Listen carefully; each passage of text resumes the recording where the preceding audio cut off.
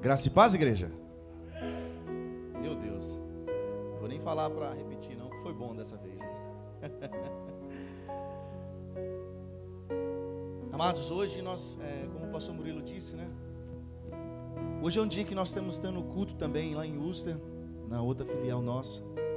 Eu não gostaria de que essa fosse a justificativa para a igreja estivesse vazia. E de fato não é a justificativa, porque estamos tendo culto em Uster. Porque nós não temos metade da igreja em Uster. Temos alguns pastores em Uster. Mas você que está aqui nessa manhã, sinta-se honrado. Não porque nós estamos aqui, vou trazer uma palavra, não. Porque Deus, Ele escolheu esse momento e esse dia para falar com o seu coração. Amém? Queria que você colocasse de pé nessa manhã e abra sua Bíblia em Apocalipse capítulo de número 20. Apocalipse todo mundo gosta, né? Falou de Apocalipse, o irmão já dá glória. Gostei dessa mesa aqui, viu, meu? A mesa é boa, Rodrigão. Cabe tudo, ó. O celular aqui do lado, a Bíblia, o tablet, a água. Meu Deus. Apocalipse capítulo de número 20, a partir do versículo de número 11. Qual que é o título que está no seu aí, gente? Meu Deus. É desse aí mesmo que nós vamos falar hoje. Apocalipse capítulo de número 20, a partir do versículo de número 11. Lembrando que a família do pastor Wesley, quando não está aqui, já faz um desfalque bom já, né? Pastor Wesley está de férias. Ele iniciou as férias ontem, tá? E ele vai estar com a gente provavelmente só na outra semana. No próximo domingo ele ainda não está com a gente. Só no outro, na quinta-feira, tá bom? Então o pastor Wesley está justificado nessa manhã aqui. E a família dele, a Zina, missionária Zina, e que Deus abençoe as férias do nosso querido pastor Wesley e o apóstolo, pastor Kleber, pastor Eliana, pastor William. Pastor William também está de férias, gente. Pastor William também e a pastora Karina estão de férias, tá? E ali em Uster hoje nós temos o apóstolo e a apóstola Tamara, apóstola Edilson e Tamara, os pastores Kleber e pastora Eliane, tá? Então vamos dar sequência. Apocalipse capítulo de número 20, a partir do versículo 11, diz assim: E vi um grande trono branco, e o que estava sentado sobre ele, de cuja presença fugiu a terra e o céu, e não se achou lugar para eles. E vi os mortos, grandes e pequenos, que estavam diante do trono, e abriram-se os livros, e abriu-se outro livro, que é o da vida, e os mortos foram julgados pelas coisas que estavam escritas nos livros, segundo as suas obras. E deu o mar os mortos que nele havia, e a morte e o inferno deram os mortos que neles havia, e foram julgados cada um segundo as suas obras. E a morte e o inferno foram lançados no lago de fogo. Esta é a segunda morte. E aquele que não foi achado escrito no livro da vida foi lançado no lago de fogo. Amém. Pode assentar e ficar tranquilo aí ao lado. Amado, hoje, embora o assunto está meio que relacionado ao final dos tempos, eu não vou falar aqui de escatologia hoje, tá? Ou de visão escatológica, porque mesmo se eu quisesse, a gente não teria tempo, porque isso aí demanda muito tempo de estudo, porque é muita coisa. E eu também não quero falar com vocês sobre a minha visão escatológica dos final dos tempos, porque talvez, se eu falasse, assustaria vocês ainda mais sobre o que eu penso. Mas eu quero que você entenda que não importa a sua visão, se a igreja ela vai passar pela grande tribulação, a igreja ela vai ser arrebatada antes da tribulação, it doesn't matter.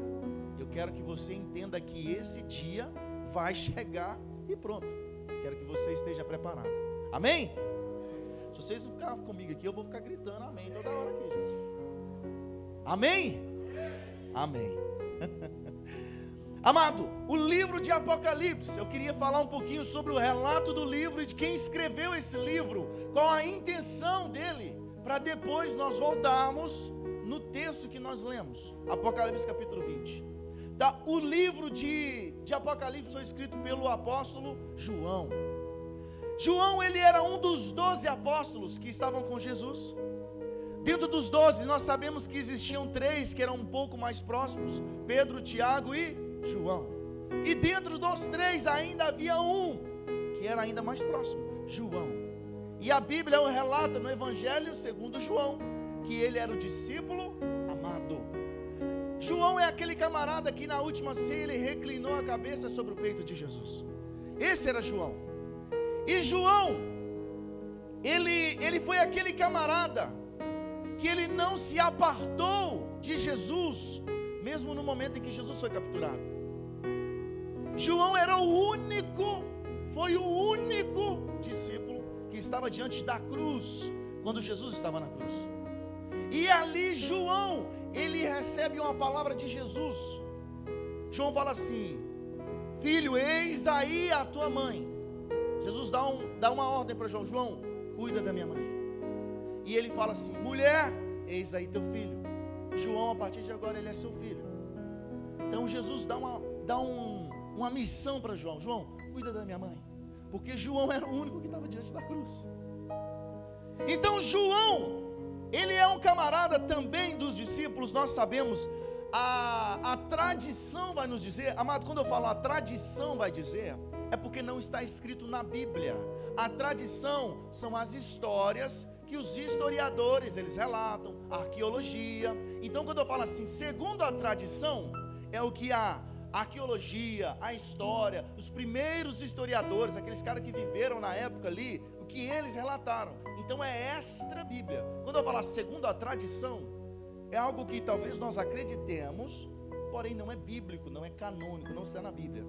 E esses historiadores é tipo assim: imagina um camarada, imagina que o pastor Murilo, ele é um historiador, e ele vai falar de alguém, ele vai falar do apóstolo Edilson. Só um exemplo, só para vocês entenderem o que é tradição. O Murilo, ele viveu com o apóstolo Edilson, ele recebeu ensinamentos dele. O apóstolo Edilson se foi, morreu. Aí o Murilo começa a relatar coisas dele. Aí o filho do Murilo, e é um historiador também, a Laurinha, historiadora. Aí ela começa a relatar.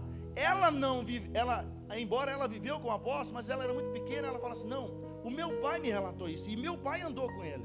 Então, o relato da tradição é isso. São pessoas que viveram bem próximo de Jesus.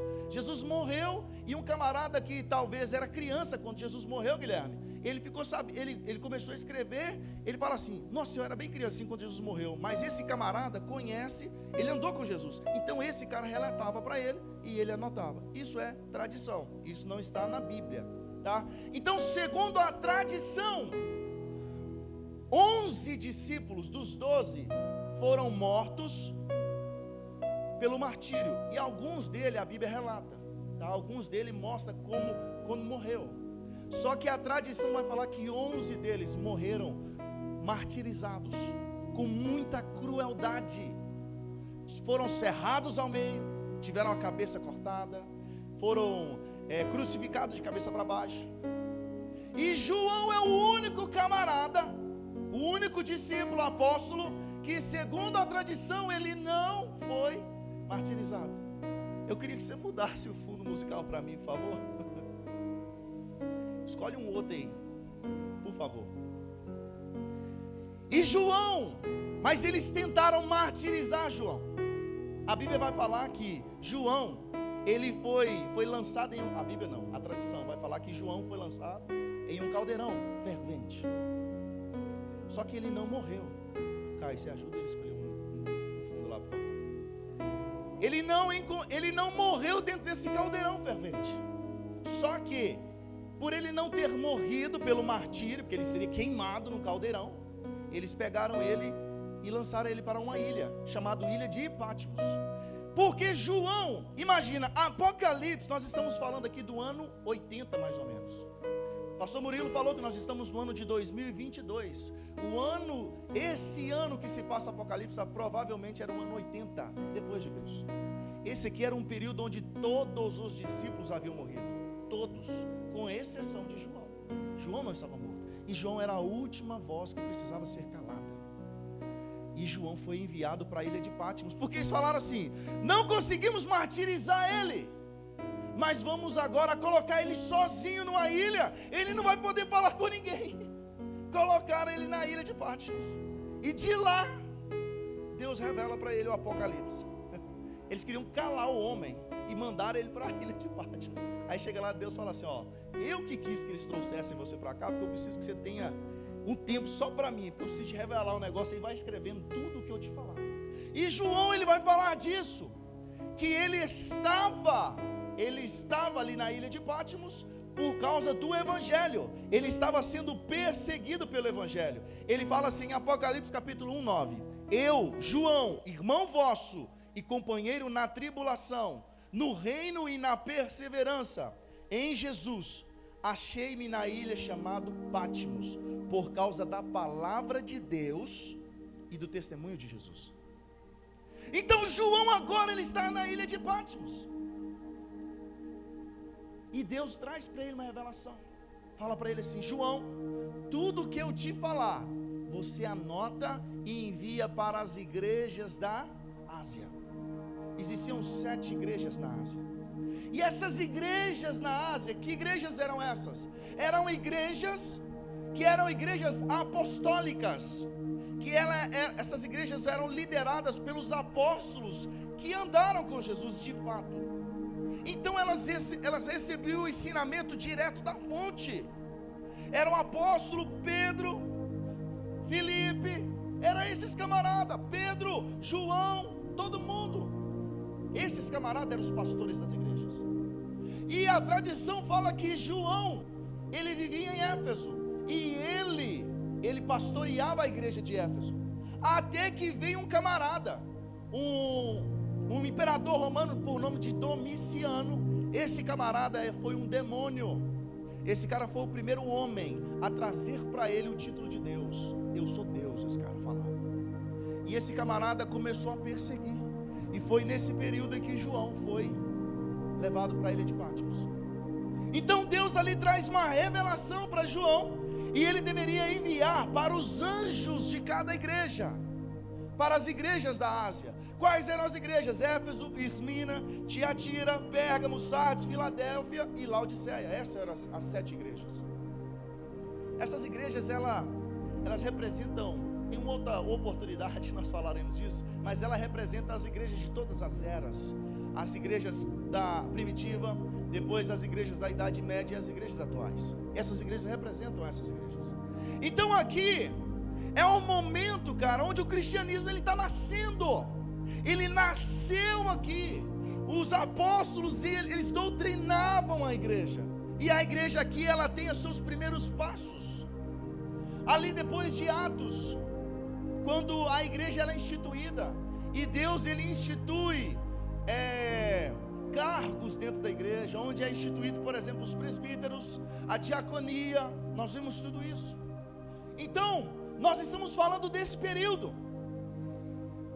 E em Atos capítulo 1, onde tudo inicia, olha o que está falando em Atos capítulo 1, do versículo 3, do 3 ao 11, eu não vou ler, para a gente ganhar tempo. Aqui está falando do momento em que Jesus, ele é assunto ao céu. Jesus, depois de morrer, nós sabemos que ele ficou 40 dias com os discípulos. E nesses 40 dias foi tipo, cara, um intensivão que Jesus deu para os discípulos.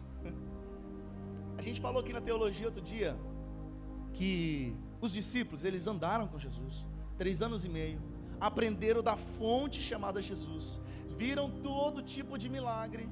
Jesus falou com eles por 3 vezes que precisava morrer e ressuscitar. Falou com eles 3 vezes, gente. E no dia ainda que ele morreu, os discípulos tudo dispersou, porque só Jesus morreu. E Jesus tinha falado com eles 3 vezes que ia morrer e que ia ressuscitar, mas eles estavam o quê? Panguando, dormindo. E ali era como se eles não tivessem entendido, cara. É como você falar assim, cara, você entendeu isso errado. Era como se Jesus falasse isso para eles. Então em 40 dias depois da morte de Jesus, Jesus fica com os discípulos e mais uma vez dá um intensivão para eles de 40 dias. Era tipo falando assim, cara, vamos passar tudo de novo, porque tudo que eu falei aconteceu e vocês dispersaram todo mundo. Estou entendendo? Vou dar aqui um intensivão de 40 dias. fizeram ali um intensivão, e Jesus mostrou para os discípulos o que deveria acontecer. Então Jesus agora em Atos capítulo 1, ele é assunto ao céu, e a Bíblia fala que no momento que ele é assunto ao céu, ele vai ao céu. Dois homens, os discípulos olham para Jesus, e dois homens chegam e falam assim: varões galileus, por que vocês estão olhando para Jesus? Da mesma forma que vocês estão vendo ele subir, vocês vão ver ele voltar. Então ali nós tínhamos o quê? Uma promessa. Da mesma forma que ele está subindo, ele vai voltar. Você está aqui comigo, amado?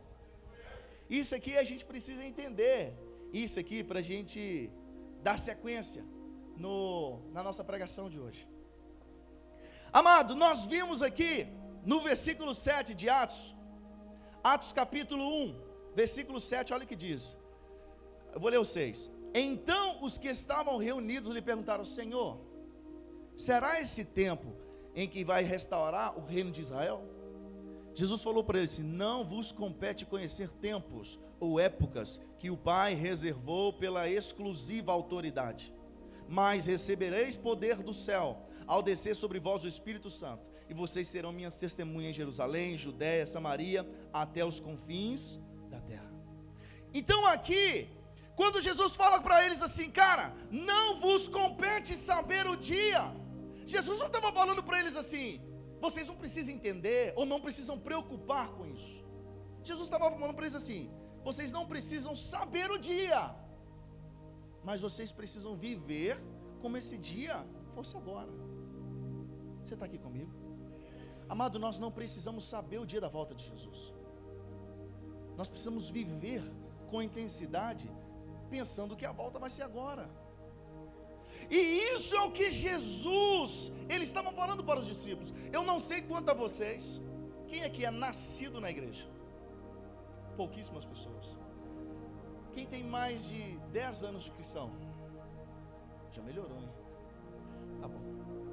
Eu, amado, desde criança, eu sou nascido, meu pai, ele é pastor da Assembleia de Deus, e eu fui nascido e criado na Assembleia de Deus, até os 26 anos de idade, onde eu fui para uma igreja chamada Batista Shalom, no Brasil.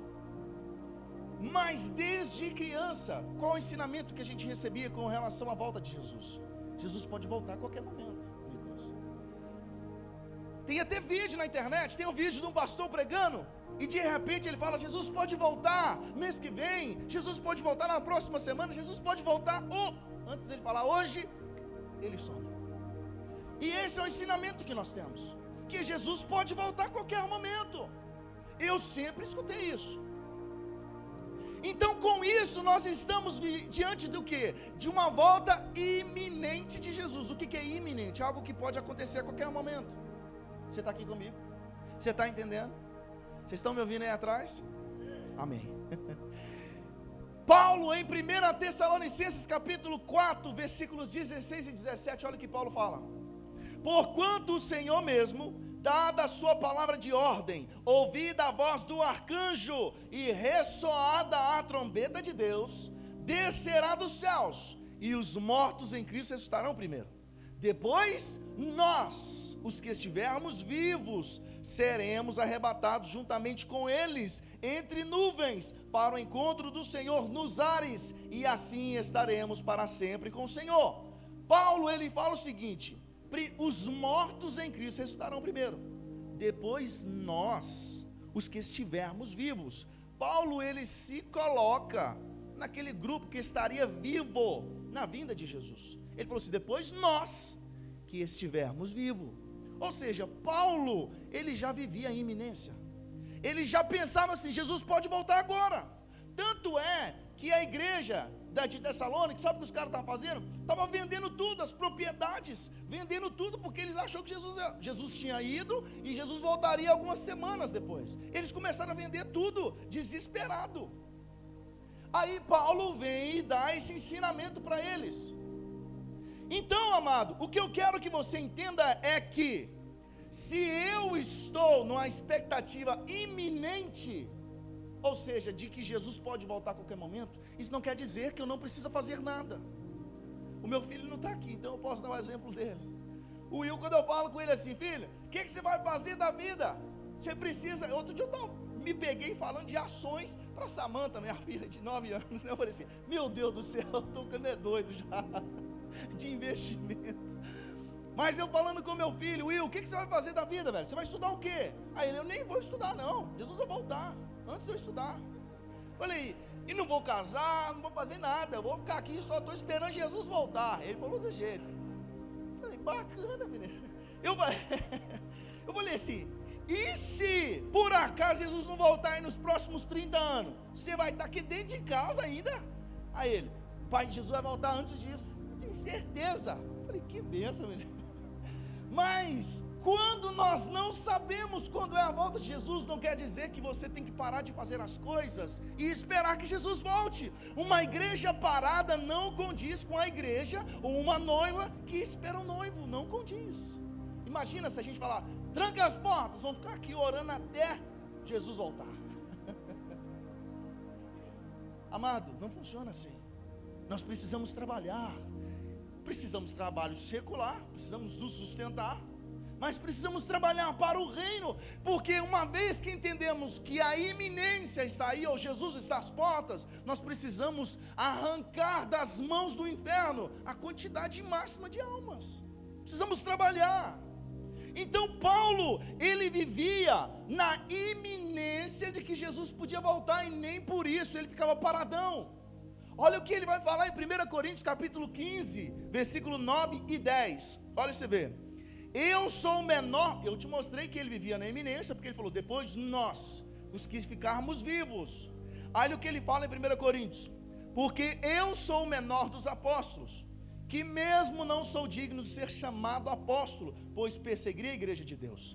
Mas pela graça de Deus eu sou o que sou, e a sua graça me foi concedida, não se tornou vã, antes eu trabalhei muito mais do que todos os apóstolos, todavia não eu, mas a graça de Deus que estava em mim. Ele era um camarada que esperava, aí Paulo estava acreditando que Jesus voltaria no tempo dele, porque ele falou sobre isso, e os cristãos também aguardavam, só que isso não fez ele ficar parado.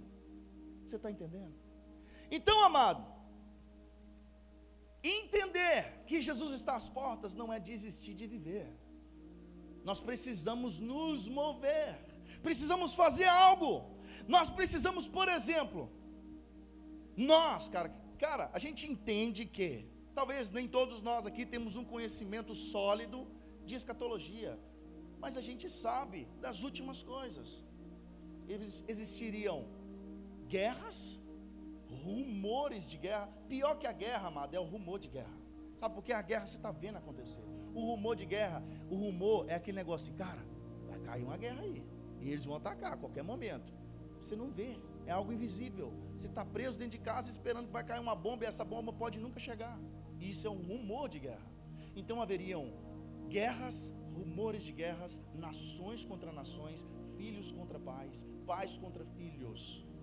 Amado, nós estamos vendo movimentações políticas estão acontecendo diante dos nossos olhos, e a gente sabe o que a gente está fazendo? A gente esqueceu da iminência de Jesus, e a gente está paradão, vendo as coisas acontecerem. Cara, nós estamos vivendo tempos em que pessoas, elas querem nos ensinar a ser cristão, sendo que ela mesma, ela não vive desse Deus, ela não prega esse Deus. Eu vi algo interessante esses dias, não estou defendendo aqui o pastor Anderson Silva, aquele todo tatuadão, não estou falando que ele é o melhor exemplo, e nem o pior, não estou falando disso, mas algo que ele falou muito interessante. Nós temos alguns cantores que se dizem cristãos, camarada igual Leonardo Gonçalves, eu preciso falar os nomes, para vocês pararem de ver eles, entendeu?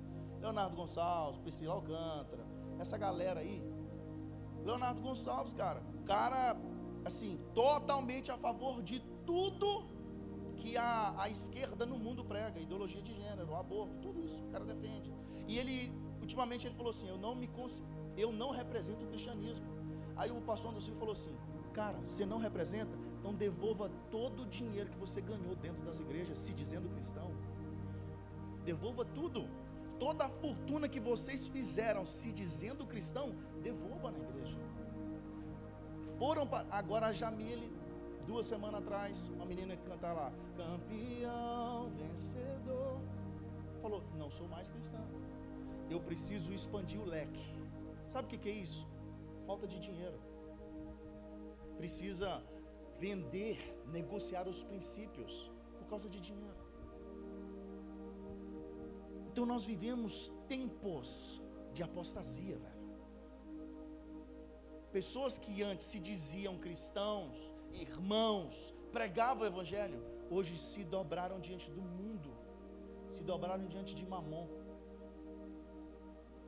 Aí a gente pensa assim, cara, mas adianta a gente ficar brigando com essas pessoas e ficar falando e falando? Nós precisamos falar. Sabe, a gente leu aqui da trombeta que vai tocar, mas olha o que diz em 1 Coríntios, capítulo 14. 1 Coríntios, capítulo... Você sabe o que é quando se diz assim, de um barulho de trombeta na Bíblia? É anúncio de guerra, velho. Cada tipo de tocado, de sonido de uma trombeta, está falando de algo que vai ser feito. Se você está no meio de uma guerra, dependendo do barulho, do alarido da trombeta, a galera vai para dentro. Dependendo, eles sabem que tem que recuar, porque eles conhecem o alarido da trombeta, eles sabem o que a trombeta está dizendo. Então, nós precisamos nos educar e saber qual o momento, o que a trombeta está falando para nós. Aí, olha 1 Coríntios capítulo 14, versículos 7 e 8. E assim que instrumentos inanimados como a flauta ou a cítara, que emitem sons, se não os derem bem distintos, como se reconhecerá o tocar da flauta ou da cítara? Pois também se a trombeta der som incerto, quem se preparará para a batalha? A trombeta, ela fala assim, Guilherme, dependendo do soado, você sabe, cara, todo mundo prepara que está vindo uma batalha. Agora, se o som for incerto e estiver vindo uma batalha, como é que faz? E hoje nós temos inúmeros líderes dando som incerto de trombeta, velho. E as pessoas já não sabem mais reconhecer o som de batalha, um som de guerra, não sabem, porque estão ouvindo um som incerto. Já não sabem mais o que é real. Nós, como músicos aqui, o que acontece é que nós nos acostumamos, de tanto praticar, nós nos acostumamos com o som, a tonalidade, o som das cordas, do instrumento, da caixa, da bateria. Então, dependendo do dia, você chegar, bateu na caixa e fala assim, esse som está diferente. É porque você já está treinado para o som original. Aí você vai lá e afina, o instrumento é a mesma coisa. Nós precisamos nos preparar para entender o sonido da trombeta, velho. Porque imagina, quando a gente fala de trombeta, a gente está falando o quê? Final dos tempos, velho. Trombeta tocar, quem é que vai ouvir? Só quem conhece o barulho da trombeta. Se o som for incerto, o cara, ele fala assim, não, eu acho que esse som aí é diferente, não conheço não. Mas ele está destreinado com o som da trombeta.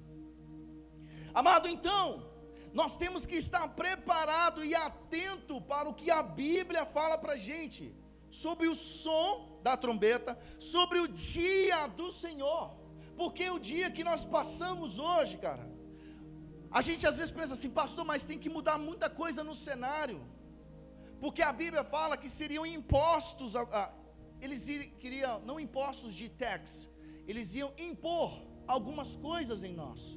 Vocês seriam obrigados, nós seríamos obrigados a fazer algo. Cara, o período da pandemia foi o teste para isso. Todos nós fomos enfiados goela abaixo, coisas que nós não concordávamos, e tivemos que ficar calado e fazer. Você não tinha opção de entrar dentro de um comércio e não usar máscara, foi obrigado. Se você não colocasse, você não entrava. Ou se você temasse, você era preso, e ainda preso eles iam colocar uma máscara no você. Ah, mas a vacina não funciona. Se você não tomar, você não vai trabalhar. Se você não tomar, seu filho não vai para a escola. Ah, você vai falar sobre isso, o seu canal era desmonetizado, eles derrubavam o seu canal. Se você pegasse o cara, o papa das vacinas no mundo, e se esse cara se atrevesse a falar assim, a vacina não funciona, eles matavam o cara, parecia que parece que ele nem sabia o que ele estava falando. O cara ganhou o prêmio Nobel de vacina, um exemplo. E se ele falasse que a vacina não funcionava, eles cancelavam esse cara. Como ele fala, ele não sabe o que está falando. Nós vemos no Brasil políticos que sabiam mais de política que os médicos. Falava assim, o que o médico falava é, não acredito nesse médico não, tem que fazer isso. Então isso foi um treino para nós. Nós fomos violentados nas nossas vontades nesse período. Alguém já te pediu autorização para te filmar dentro de uma loja que você entra? Não. Eles só te avisam, você está sendo filmado. Isso é o quê? Está impondo algo para nós. E meu direito de imagem? Né, meus contratos? Brincadeiras à parte, amado. Isso aí é o que acontece. E o mundo está acontecendo. Coisas estão sendo impostas em nós, mesmo nós não concordando. E nós estamos, sabe como? Be quiet. Estamos caladinhos, aceitando tudo, não falamos nada, tudo está bom. Amado, olha o que a Bíblia fala sobre o dia do Senhor. 2 Pedro capítulo 3, versículo 12, diz assim, ó: esperando e apressando a vinda do dia de Deus, por causa dos quais os céus incendiados serão desfeitos e os elementos abrasados se derreterão. Olha que dia terrível. Os céus serão desfeitos.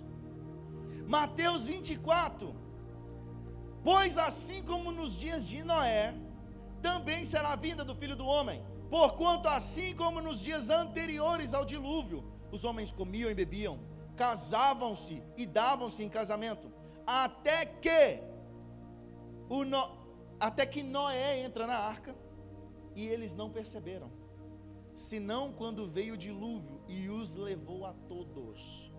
Assim também será a vinda do Filho do Homem. Por que esse paralelo com o dilúvio? O dilúvio, ele é um tipo de arrebatamento. A Bíblia fala que Noé pregou. Cara, imagina 100 anos um camarada falando da arca. Nunca tinha chovido, não chovia. E Noé começa a construir uma arca e começa a falar assim, gente, vai vir uma chuva aí, uma água do céu e vai inundar essa terra. A galera fala assim, quê? Nunca tinha visto isso. E Noé começa a construir. Imagina agora, eu com 15 anos de idade passando lá, vendo Noé construir na arca. Agora eu com 100 anos, passando com meus filhos, com meus netos, vendo Noé construir na arca. E meu filho fala assim, quem que é esse cara aí? Você é um maluco aí, rapaz, tem quase 100 anos que está construindo esse negócio, está falando que vai vir uma chuva aí. E ele anunciava, cara, vai vir. E as pessoas e gerações passaram por ele, vendo a arca sendo construída. A Bíblia fala que até que choveu. Qual que é o paralelo disso, velho? Sabe quando é que veio o dilúvio? Quando a arca ficou pronta. Se Noé tivesse demorado 500 anos, ia demorar 500 anos para chover. O que detém Cristo de voltar? Algo que nós estamos construindo, que talvez não esteja pronto. Por isso que nós podemos, o apóstolo fala disso, podemos apressar a vinda de Jesus. Nós acabamos de ler isso aqui, ó. Esperando e apressando a vinda do dia de Jesus. Nós estamos construindo uma arca, velho. No dia que essa arca ficar pronta, vai vir a chuva. As pessoas passavam e olhavam a arca e não davam a mínima. Até que choveu. Olha aqui, a Bíblia fala, dias anteriores ao dilúvio, as pessoas comiam, bebiam, casavam e davam-se em casamento. Sabe o que é isso? As pessoas viviam a vida normal, como se nada fosse acontecer. Alá vão ter, eles falam. Viviam tranquilamente, Nicolas, tranquilamente, Lucas. Era assim que eles viviam. E está diferente de hoje. Cara, nós, infelizmente, até nós como cristãos, às vezes vivemos nossas vidas de qualquer forma. Pensamos no nosso trabalho. Você tem que parar de pensar no seu trabalho, óbvio que não. Mas o seu trabalho não é tudo.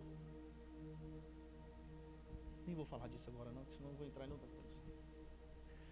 Então, amado, por que esse paralelo com o dilúvio? Porque o dilúvio é um tipo de arrebatamento. É um arrebatamento, sabe por quê? Porque depois que a porta fechou, Não existiu outra oportunidade. E quem fechou a porta foi quem? Foi Jesus, foi Deus. Deus fechou a porta.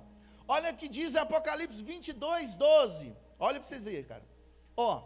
E eis que venho sem demora, e comigo está o galardão que tenho para retribuir a cada um segundo as suas obras. Junto com Cristo vem juízo, mas vem galardão. Então nós temos que estar atento, cara, porque a Bíblia não fala para nós o dia da volta de Jesus. Ela dá sinais que aconteceriam. E nós nos pautamos por isso. E o nosso sentimento, cara, de quando a gente quer que Jesus ele volte, eu já falei disso aqui uma vez, nosso sentimento é um pouco errado, cara. Porque eu já falei assim, cara, volta logo, Jesus. Esse mundo tá virado, tá doido. Cara, o mundo tá tão doido que o que aconteceu recente da menina do aborto, se fosse um cachorro para ser abortado, a menina ia ser presa. Mas como era uma criança, acabou, não tem problema. Mas se fosse um cachorro, meu filho. Aquele vereador Nicolas até falou assim: se essa criança fosse um cachorrinho. E a realidade, se fosse um cachorro, você ia ver o problema que ia ter no Brasil por causa daquilo. Mas como era uma criança, Guilherme, rapidinho morreu, acabou. Resolveu. Então, como que o mundo está virado, velho? Eu não sei isso como funciona nos Estados Unidos, mas eu sei como funciona no Brasil. O cara vai lá e assalta um comércio, ele mata o dono do comércio, pai de família, trabalhador que sustentava 10 pessoas da casa dele, mata. Aí esse bandido vai preso. Sabe o que acontece? A família do bandido começa a ter uma ajuda do governo, porque o bandido agora está preso. Ou seja, ele parou de trabalhar, parou de assaltar, não tem dinheiro entrando em casa. O governo mantém a família do cara que matou. A família do cara que foi morto não recebe uma visita, uma carta, e não recebe a ajuda do governo. Você acha que isso é normal, velho? É como eles falam assim, é o poste fazendo xixi no cachorro. É tipo isso. É maluco. E quando você começa a parar para pensar, velho, você fala assim, não tem mais nada para acontecer para que Jesus volte. Não tem mais nada. Se você no Brasil hoje, você fala assim, o homem, ele nasce homem, e mulher nasce mulher, você vai quase preso. Porque você fala que o homem é homem e mulher é mulher.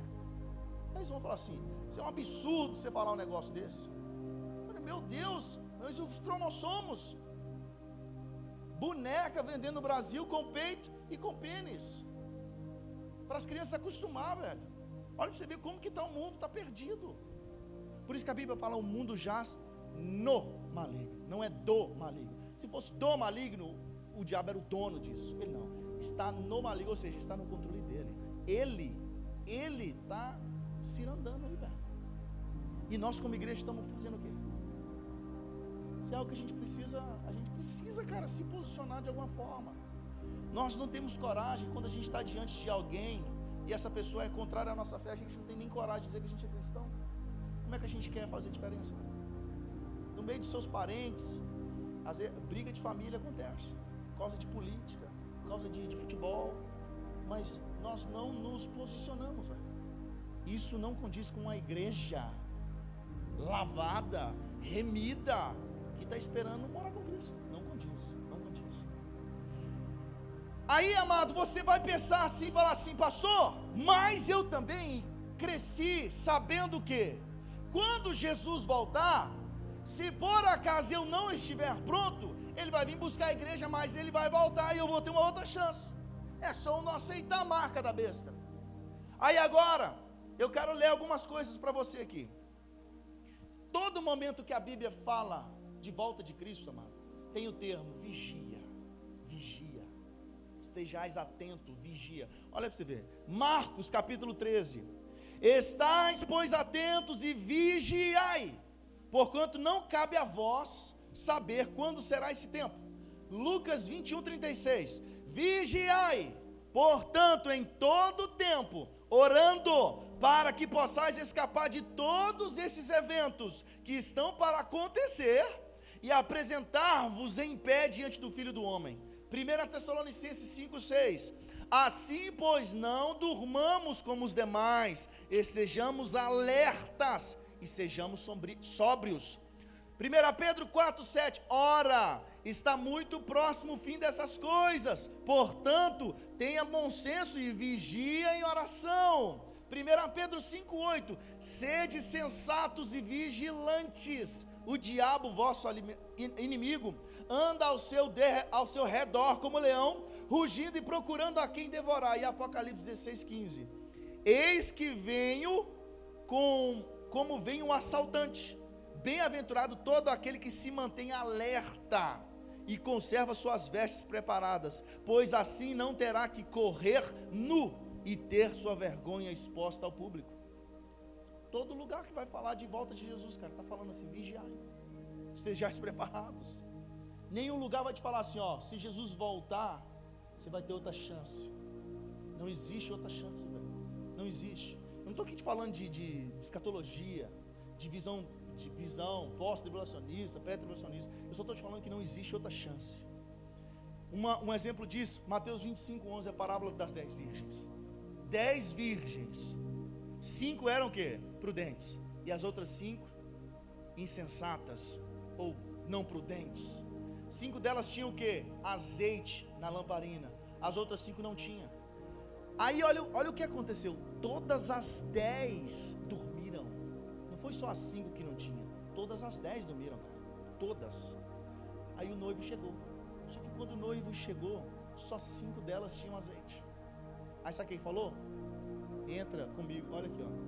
Eu não gosto só de falar, não gosto de ler. Mateus 25:11, 25:9.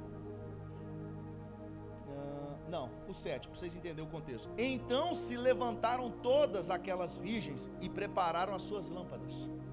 E as nécias disseram às prudentes: dá um pouquinho do seu azeite, porque as nossas lâmpadas estão se apagando. Mas as prudentes responderam: não, para que não nos falte a nós e a vós outras. Antes aos que vendem, vai vocês e compram. Falou assim, vai na loja e compra, tipo isso, falou para elas. E saindo elas para comprar, o que aconteceu? Chegou o noivo que elas estavam esperando. Chegou o noivo e as que estavam preparadas entraram com eles para bodas. E o que? Fechou-se a porta. Mais tarde chegaram as virgens nécias, clamando: Senhor, abre-nos a porta. Mas ele respondeu: em verdade vos digo que não vos conheço. Vigiai, pois, porque não sabeis o dia nem a hora. Na hora que elas bateram na porta, ele abriu? Não teve outra oportunidade, não existiu outro momento, tipo assim, ó, vou abrir rapidão, hein, entra aí rapidão, para ninguém ver. Não existiu isso, velho, não teve esse momento, não teve. Gênesis, que a gente leu aqui agora, do dilúvio, olha para você ver, no versículo, capítulo 7, versículo 15, 16 e o versículo 23, olha o que está dizendo: de toda a carne em que havia fôlego de vida, entraram de 2 em 2 para a arca de Noé, eram macho e fêmea, e que entraram de toda a carne, como Deus lhe havia ordenado, e o Senhor fechou a porta após ele. Aí agora, 23, assim foram exterminados todos os seres que haviam sobre a face da terra, o homem, o animal, os répteis, as aves, foram todos extintos da terra, ficou somente Noé e os que estavam com ele na arca. Você prestou atenção aqui, amado? Você está olhando o menino na batera ali. Eu vi que todo mundo sumiu ali para a batera assim, eu falei assim, o que está acontecendo? Aconteceu alguma coisa. Rodrigão, tá vendo aí? Amado, vou ler de novo o que eu li aqui, que agora nós não tem ninguém na batera. Outro exemplo de que não haverá outra chance, amado, foi o dilúvio. A Bíblia fala que entraram no dilúvio e quem fechou a porta foi Deus. Gênesis 7:16, eram macho e fêmea e entraram toda a carne, como Deus lhe havia ordenado, e o Senhor fechou a porta após ele. Assim foram exterminados todos os seres que haviam sobre a face da terra, o homem, o animal, o réptil, a ave, todos foram extintos, ficou somente Noé e os que estavam com ele dentro da arca. Agora me fala, teve outra chance para quem entrou na arca. Não teve outra chance. Não teve outra chance. Eu não estou falando aqui de visão escatológica, eu só estou falando com você que outra chance não existe. Outro exemplo, para a gente voltar no que a gente leu. Gênesis 19, quando Deus ele vai destruir a cidade de Sodoma e Gomorra. O anjo fala com Ló: você foge. Você lembra que a gente falou do dilúvio, que choveu somente quando a arca ficou pronta? Então tinha que acontecer alguma coisa.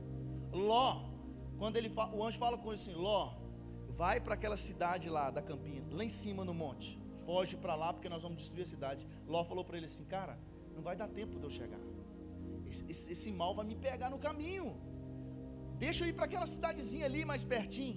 O Ló falou, e o anjo falou assim: então vai para lá, porque enquanto você não chegar lá, eu não posso fazer nada. Olha para você ver, enquanto você não chegar lá, eu não posso fazer nada. Quando Ló chega com as filhas, desce fogo, enxofre do céu, e dizima a cidade de Sodoma e a cidade de Gomorra. Agora, uma pergunta: teve segunda chance para a cidade de Sodoma e Gomorra? E deixa eu te falar, no período de Sodoma e Gomorra não existia Bíblia, não existiam pregadores como Nicolas, não existiam pregadores que chegavam lá, Fábio, e começavam a falar das coisas que aconteceriam. E a Bíblia fala assim que teve um rigor tão grande para Sodoma, que nem tinha pregadores. Imagina para nós, que estamos aí, inúmeros pastores, e embora nós temos os lobos no meio, mas nós temos muitos pastores de verdade, pessoas usadas por Deus, ensinando. Temos milhões de traduções de Bíblia. Eu vi um pastor ontem falando que só a Bíblia King James tem 156 traduções. Só a King James.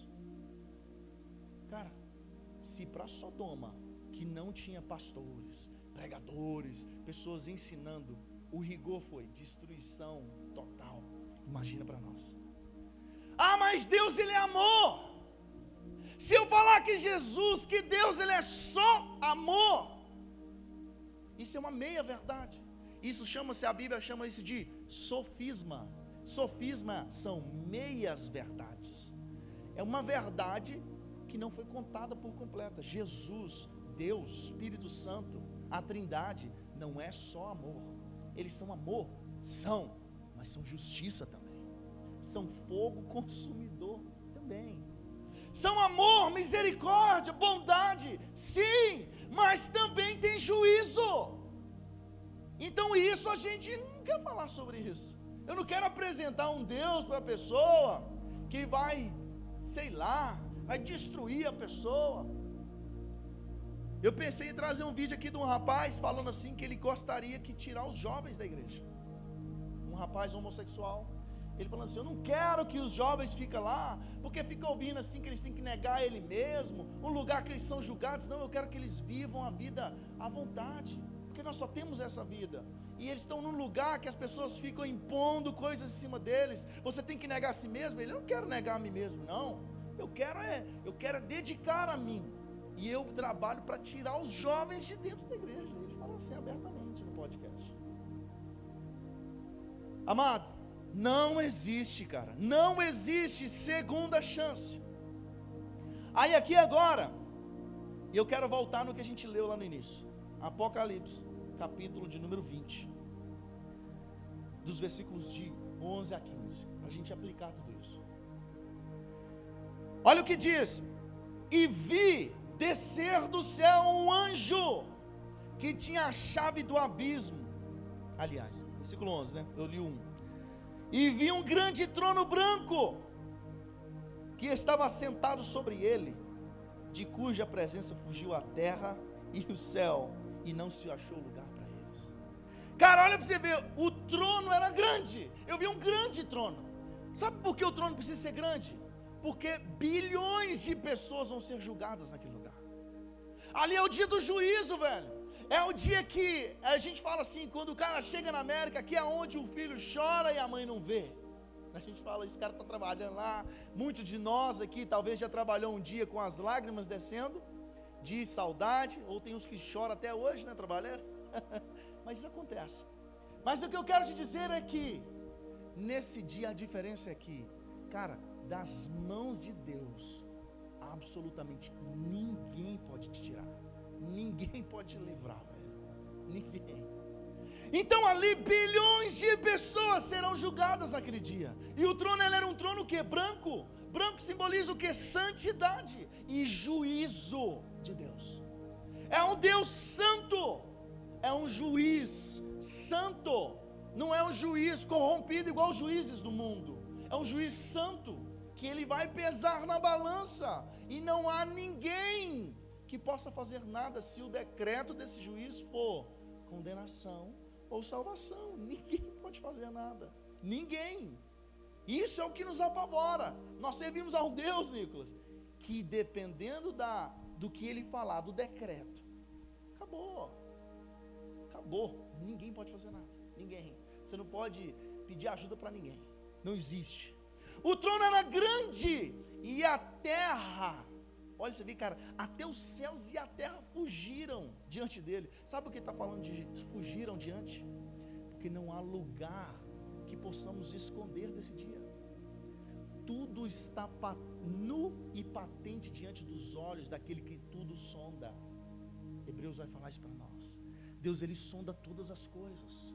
Cara, tem um hino do Trazendo a Arca que fala, eu não sei o nome do hino, mas ele fala assim: quem é você quando ninguém te vê? Quando você está sozinho, na sua casa, no seu quarto, diante de um computador, diante do seu celular, quem é você? Mas deixa eu te falar, quem é você está sendo contemplado por Deus ali. Ele sabe quem é você, porque nada pode esconder. Hebreus 4:13, como eu disse, todas as coisas estão descobertas e patentes aos olhos daquele a quem temos de prestar contas. Tudo está patente diante dele. Lucas 12, olha o que diz: digo-vos, pois, meus amigos, não temais os que matam o corpo, e depois disso não tem mais nada para fazer. Eu, porém, vos mostrarei a quem vocês têm que temer. Temei aquele que depois de matar, também tem poder de lançar no inferno. Esse vocês têm que temer. O homem, amado, ele mata. Depois disso ele não tem poder de fazer mais nada. Deus, após a morte, ele ainda tem poder de lançar você no inferno.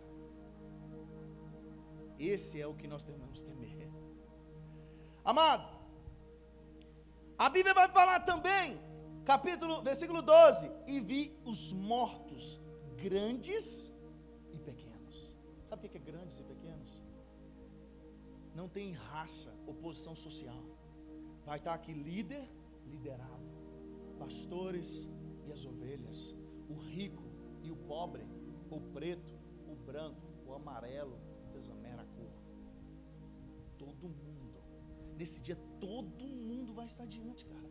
É o influente e o que não tem influência nenhuma. É o bilionário e o mendigo de rua. Todo mundo, o grande e o pequeno, todo mundo vai estar diante do trono. Esse dia não tem como fugir. Todo mundo vai passar nesse dia. Você fala assim, todo mundo vai passar pela morte. Mas se Jesus voltar e você estiver vivo, você não vai morrer. Mas nesse dia bacana, do juízo, não tem escapatória não. Todo mundo vai passar. E fala no versículo 13: e deu o mar os mortos que nele havia, e a morte e o inferno deram os mortos que nele haviam, e cada um foi julgado segundo as suas obras. Aqui o julgamento é um por um. Todo mundo vai dar conta. Eu falo isso com meus filhos. Eu falo assim, filho, eu não posso fazer nada para você, velho. O que eu posso fazer é te ensinar o caminho, querer puxar a sua orelha se você desviar do caminho. Mas vai chegar um momento em que você vai tomar essa decisão, e nada está na minha mão. Você vai estar diante de Deus, responder pelas coisas que você faz. Ninguém aqui da Ramp Church vai chegar e falar assim, não, eu era liderado do apóstolo Edilson. Vai falar assim, ó, eu saí da igreja lá porque um dia o apóstolo falou um negócio, o pastor Tiesto, não vai ter essa desculpa. Deus vai falar assim, não, ele te magoou, isso aí está na parte que eu vou tratar com ele lá, no julgamento dele, mas agora o seu, por que você saiu? Tipo isso. E a sua parte, vamos ver, esquece ele, eu estou falando de você agora. Amado, todo mundo vai passar diante disso, cara. Daniel 12:2. Muitos dos que dormem do pó da terra ressuscitarão. Olha pra você ver, cara, ó. Uns para a vida eterna e outros para a vergonha e horror eterno. Os mortos vão ressuscitar, uns para horror e sofrimento eterno e outros para a vida eterna. Amado, agora a pergunta é: se nós vamos ter que passar por isso, querendo ou não, por que não caminhar pelo caminho certo? É igual os investidores falam, né? Cara, você tem que preparar a sua aposentadoria. Ele fala assim: você vai envelhecer, querendo ou não. Então por que você não prepara para quando você chegar velho, você está pronto, você está estabilizado? Isso é a fala dos investidores. E a fala de um pastor nessa manhã é: amado, já que você vai passar por isso, não tem como você fugir, por que você não prepara para estar do lado certo nesse dia? Vamos preparar, velho. Vamos estar pronto para esse dia. Aqui, amado, nesse momento, sabe, é aquele momento que o tempo ele vai se esgotar, velho. Não tem tempo, não tem nada mais. A paciência de Deus também vai chegar, porque o dia do juízo, amado, o dia do juízo é o dia que não tem mais, você não pode mais entrar com um pedido de habeas corpus. Você não pode entrar com um pedido para revisão do seu processo. Não existe. O dia do julgamento acabou. O dia do julgamento é o dia, ali vai ser o dia da sentença. É o dia que ele vai bater o martelo e acabou. E nós, amados, nós precisamos nos posicionar. Sabe o que é posicionar? É a gente tomar, o posicionamento ele custa caro. Guerras acontecem porque alguém se posicionou. Nós vimos uma guerra na Ucrânia, o da Rússia, aconteceu porque ambos os lados se posicionaram de alguma forma, e o seu posicionamento nem sempre ele vai te fazer bem. Quando você se posicionar: eu sou cristão, sou temente a Deus, eu sou contra o que o mundo prega, o seu posicionamento vai trazer algo contra a sua vida. Da mesma forma você fala assim: não, eu sou cristão, mas Deus é amor.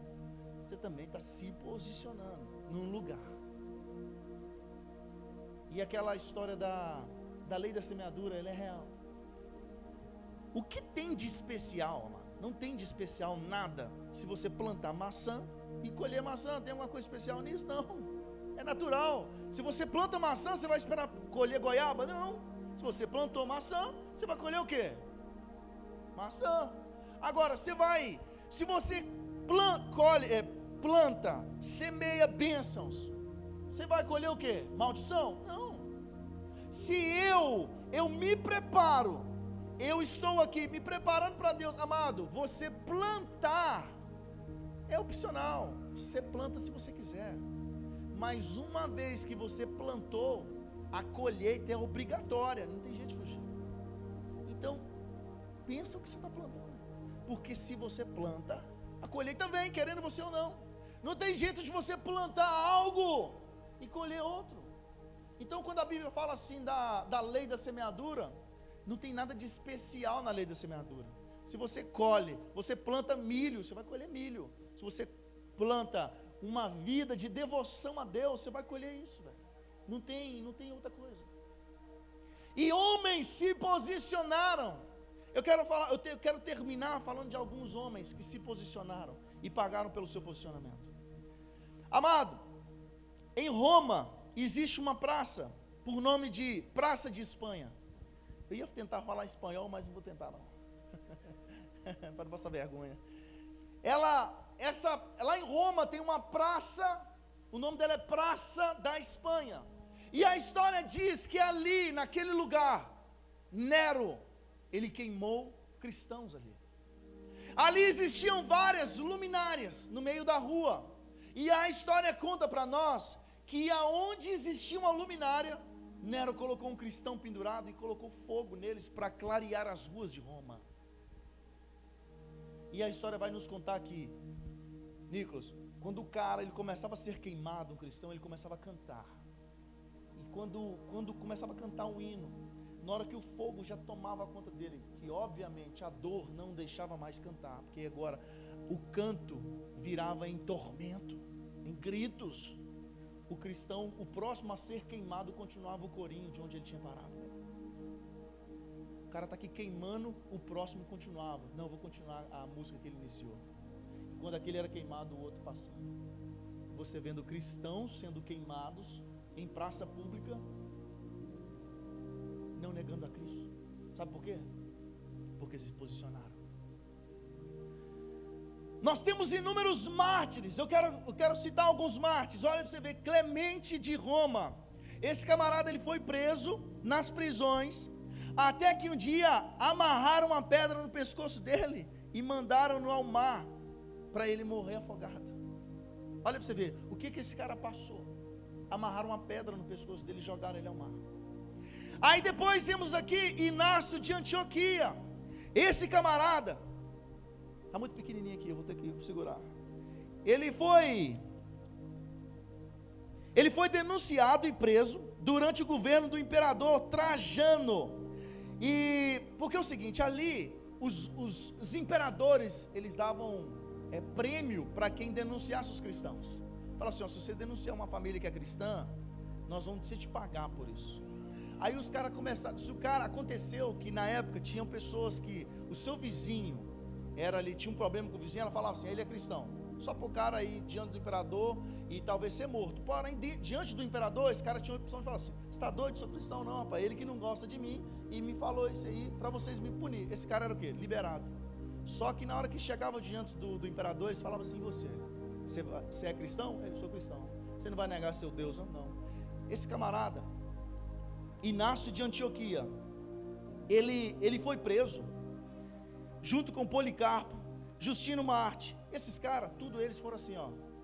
Cara, na hora que eles iam acender a fogueira, eles falaram assim, você vai negar o seu Deus ou não? Aí ele, cara, não me detenha de estar com Cristo, acende essa fogueira rápido. Olha o cara falando. Olha, imagina, velho. Aí o outro cara, você não vai negar a Cristo? O cara era um idoso já. Você não vai negar ele? Rapaz, eu servi a Jesus por 80 anos.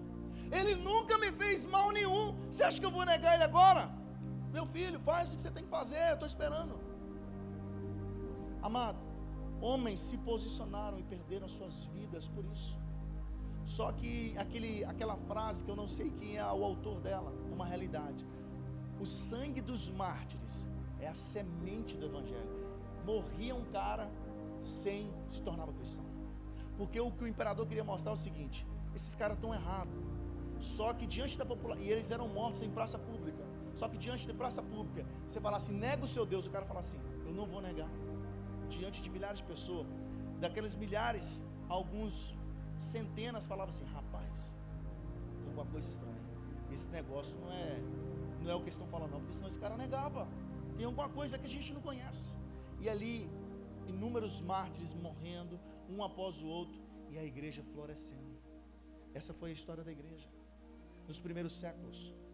Pessoas, por isso que às vezes nós pensamos, Senhor, eu quero que o Senhor me tira da perseguição, da tribulação, mas é isso que traz o crescimento para a igreja. Isso é a história da igreja. A igreja sempre passou por perseguições e ela sempre saiu vencedora, ela sempre cresceu diante disso. Você está entendendo? Amado, Mateus capítulo 10, olha o que diz: se alguém não vos receber, nem ouvir as vossas palavras, ao sair da casa daquelas pessoas, sacudiu o pó dos vossos pés. Está falando assim, se você for apresentar um Deus para uma pessoa, e ela não quiser, olha o que fala: em verdade vos digo que haverá menor rigor para Sodoma e Gomorra do que para essas pessoas. Nós falamos de Sodoma e Gomorra, o que aconteceu. Deus está falando assim, a pessoa que negar o evangelho, ela vai ser punida mais rigorosamente do que Sodoma e Gomorra foi. O que mais tem pior que aquilo? João, capítulo 12. Se alguém ouvir as minhas palavras e não as guardar, eu não julgo. Isso aqui é forte, cara, ó. Porque eu não vim para julgar o mundo, sim para salvar. Quem me rejeita e não recebe as minhas palavras, tem quem o julgue. A própria palavra que tenho proferido, esta o julgará no último dia. Amado, quem rejeita a palavra vai ser julgado pela palavra. Quem rejeita Cristo como advogado, como Senhor, vai ter que se curvar diante dele como juiz, querendo ou não.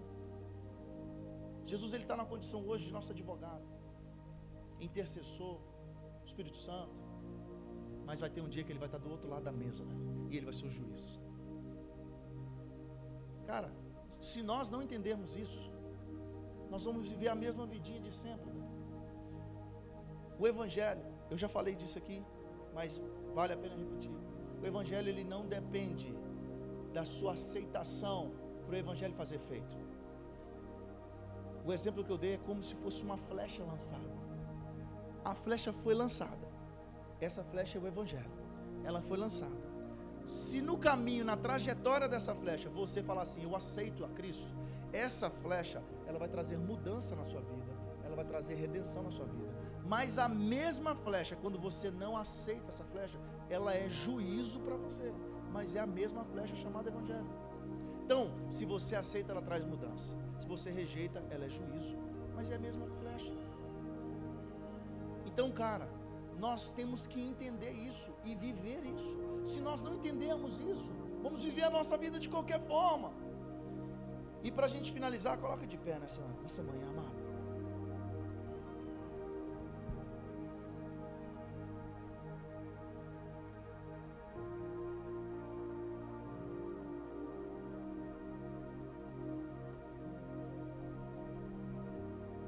Às vezes nessa manhã você pensa assim, pastor, mas eu queria estar muito preparado para esse dia. E eu não me sinto preparado para esse dia. E como eu disse no início, eu não quero aqui te mostrar visões teológicas, não quero te falar de pós-tribulacionista, mesotribulacionista, pré-tribulacionista. Não quero te falar disso. Porque dentro disso, amado, tem ainda aquela opção que se você morrer agora, e aí? Pastor, eu sou pós-tribulacionista, e eu sei que essas coisas vão acontecer, porém não é agora, porque o anticristo ainda não apareceu, e essas coisas só vão acontecer depois do anticristo. Aí a pergunta é, e se você morrer agora? Tudo isso vai adiantar o processo, vai acontecer agora. Então não precisa ter um anticristo aqui, não precisa estar a grande tribulação, nós podemos morrer agora, e isso já vai vir, vai ser adiantado o processo na nossa vida, velho. Coisas que nós vamos ter que decidir agora. Ah, pastor, eu sou pré-tribulacionista. Jesus vai arrebatar a igreja antes da grande tribulação. A pergunta é a mesma. E se você morrer antes disso? Você está preparado? Então, amado, não importa qual a visão teológica que você tem. Não importa o que você acredita sobre o final dos tempos. Importa é, esteja preparado para o que vier. Amado, existe duas opções. Ou você não vai passar pela grande tribulação, você vai ser arrebatado antes, ou você vai passar por ela, ou em parte, ou nela toda. Qual é a pior opção? Passar pela grande tribulação. Esteja preparado para passar. Se você não tiver de passar, glória a Deus, nós vamos ser arrebatados antes, pastor. Agora, se tiver de passar, e se você não estiver pronto, e aí? Eu sei que você está acostumado com o culto de glória, mas hoje eu queria que você pensasse. Quero que você pense, por quê? Os nossos púlpitos, quando eu falo nossos púlpitos, não os púlpitos da Ram Church, os púlpitos das igrejas em geral, não fala mais sobre a volta de Cristo, não fala mais sobre evangelismo, evangelizar. São assuntos e temas que estão mortos nos púlpitos das igrejas, mas é uma realidade, velho. É uma realidade, porque esse dia ele vai chegar e nós temos que estar o quê? Preparado para esse dia. Eu queria convidar você, cara, não para vir aqui na frente. Eu quero que você feche os seus olhos agora e que você faça uma profunda reflexão dentro de você. Se Jesus, se a trombeta ela trocasse agora, você estaria diante de Cristo para quê? Para galardão ou para julgamento? E essa pergunta tem que ser algo que permeia nossas vidas. Nós temos que dormir e acordar e lembrar disso, porque isso é real, amado. Nós aqui, nós não pregamos o evangelho que anestesia condenados. Não, nós queremos o evangelho que traz, de fato, transformação. E talvez você pode dormir e acordar todos os dias sem que isso passe na sua cabeça. Mas no dia de amanhã você pode, como se diz, ter a sua pedra, o seu número cantado, e você ter que estar diante de Deus. Esses dias no Brasil, um jornalista, ele perdeu o filho de 27 anos, um menino médico, trabalhava no SAMU, e 27 anos, a formatura do menino foi esse ano, porque o Covid atrapalhou o dia da formatura, então toda a festa de formatura foi esse ano. E um dia, fazendo um atendimento, sofreu um acidente com a ambulância, e ele morreu. 27 anos, tinha começado a trabalhar agora, o pai dele fez um investimento altíssimo para a faculdade dele, e agora que ele ia começar a colher tudo isso, de um dia para outro, do dia para a noite, ele foi embora. Isso pode acontecer com a gente, amado. A gente não quer que isso aconteça, mas pode entrar um maluco aí, rapaz, abrir essa porta aqui e começar a atirar na gente, e a gente não tem tempo de ter uma escolha. Sabe por quê? Porque a escolha não tem que ser feita agora, ela já tem que ter sido feita antes. A escolha você não faz no momento, você vive conforme a escolha que você já fez. É assim que funciona. Então feche os seus olhos nessa manhã. Pai querido, nós estamos aqui diante do Senhor, Pai, nessa manhã. Nós somos infinitamente gratos ao Senhor, Pai, pelo teu cuidado. Obrigado, Espírito Santo, por trabalhar em nossos corações nessa manhã, porque sabemos, Pai, que muitas das vezes nós não estamos de fato preparados para encontrar com o Senhor.